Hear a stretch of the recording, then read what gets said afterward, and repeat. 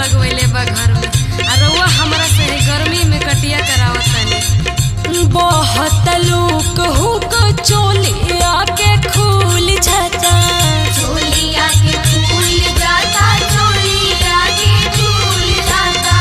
साओ से पसेना सया सायावे में सूख जाता, सायावे में सूख जाता, सायावे में सूख जाता। बहुत लोग हुक चोलिया के खुल जाता, साओ से पसेना सया सायावे में सूख जाता।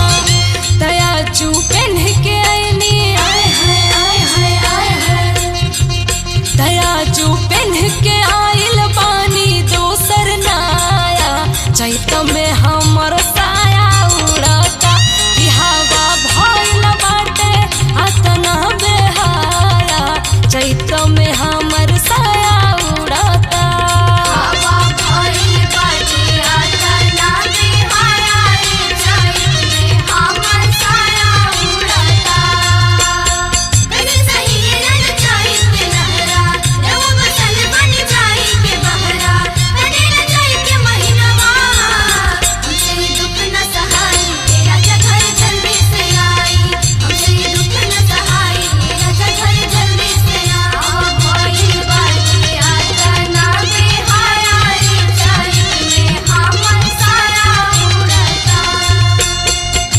अरे तीसी और मसूरी तो हम काटिए देले बानी, बस लोहरी बच गइल बा।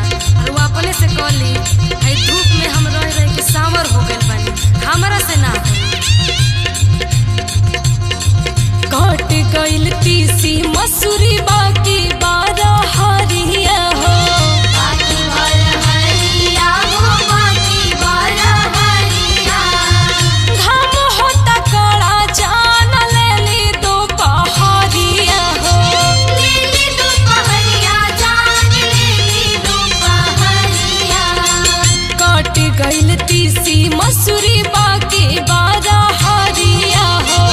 घाम होता कड़ा जान लेली दोपहरिया हो, कि खूबे बथता, आय हाय आय हाय आय हाय। खूबे बथता कमर हमर बाया।